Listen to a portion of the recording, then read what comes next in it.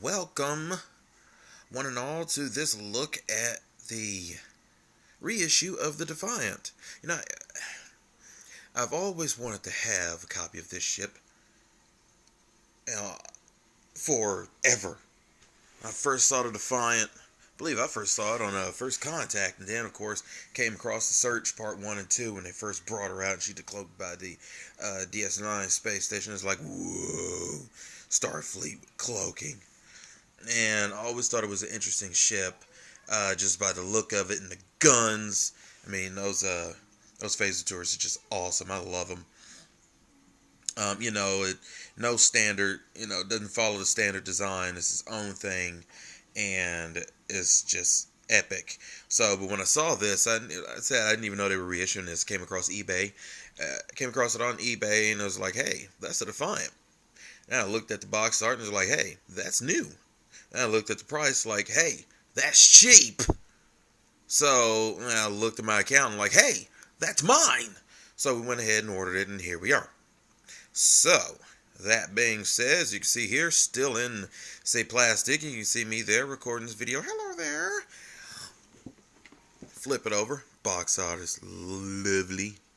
Show what this puppy could possibly look like and everything once you get finished, which what it will look like, and of course be going through. I haven't even, finna open it here, take a look at everything, see what parts are like.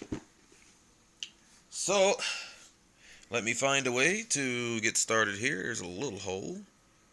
Don't do too much. I have penetration. Okay, now I have terrage. I shall continue to rip until it's up until we get into the box here. And now the plastic is off. I love it when something is very easy to open. Oh yeah, check that out. Check it out. It is Defiant. Let me get a sniff of this. Yes.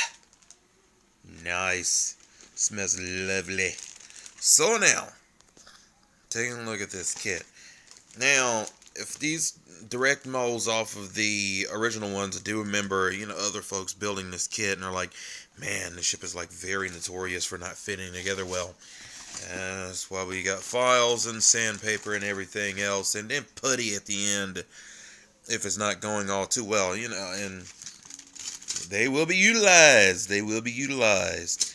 Taking looks, not a lot of parts here. See, where you got the Bizarre collectors on the fronts of the nacelles, which, like I said, this is straight up form following function, just like good premium Ferrari or Porsche. But, and the nacelles just jutting out here from the sides of the main hull, and,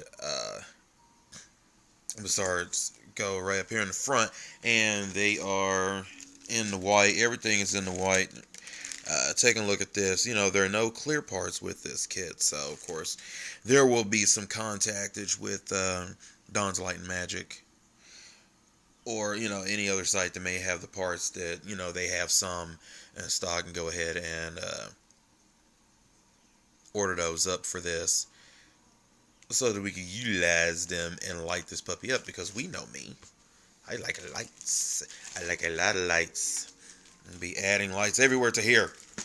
Be, of course, these strobes that go on. I believe there's one on the belly, and then there's one right here in the front on the nose. Of course, we've got the nice little, have a nice blue deflector ambience going on. And then back here, I'm not finna take it out the plastic just yet. But, you have your blue from the warp grills on the rear of the warp engines. Awesome and stuff. And I'm not quite exactly sure here. I've been playing a lot here, more and more with microcontrollers and everything. Start ordering up to make my own, which I'm finna start get started with here. And I see this as one of those projects right there, especially with having to push buttons so you can go ahead and engage that quick pulsing effect that you get from the phasers here. It'd be something that I'll be working on and stuff. So shouldn't be too difficult to get that taken care of. May actually get that in another video here. But, there are a number of interesting light features that go on with this kit. Of course, you have the one spotlight that shines up the front here. We've got USS Defiant, which is right here, and that would be on top of the bridge dome, which sits inside of here. And you got these 8 little circles going across here. Those light up a little blue. Have a nice little blue glow to them and everything. So you're getting that taken care of. And of course, there are 2 amber spotlights on the bottom of this ship. Let me see if I can go ahead and get this out. I have to use some teeth power. So we shall stare at the directions here while I make use of my chompers.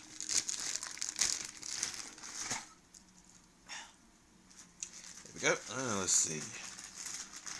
Broken into it. So, like I said, kind of hard doing this with a cell phone because, there's no such thing as a tripod.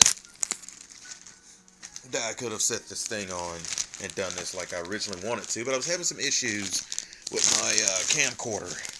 So, having to resort to plan B. But breaking into it. Alright. Not quite Fort Knox, but close. Breaking into it. Man, going through all that. Damn near forgot what I was talking about. See here. Oh, right. That's what I was talking about. Spotlights. On the bottom of the ship. I'll get it together here. Let's set it together. Close as we can. Come on. If there are pegs on the bottom, that means there are holes on the top. Aha. That's good. Oh, wait. It was good enough.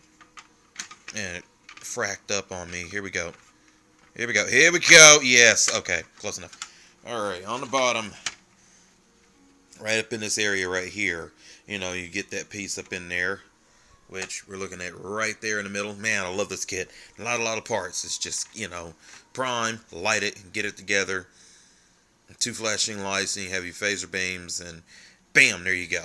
So, and any other effect that I may think of putting on there. Not sure yet.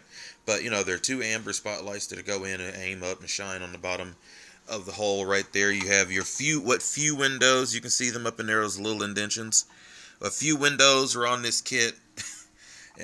They're in there. So, fixing to do now is go online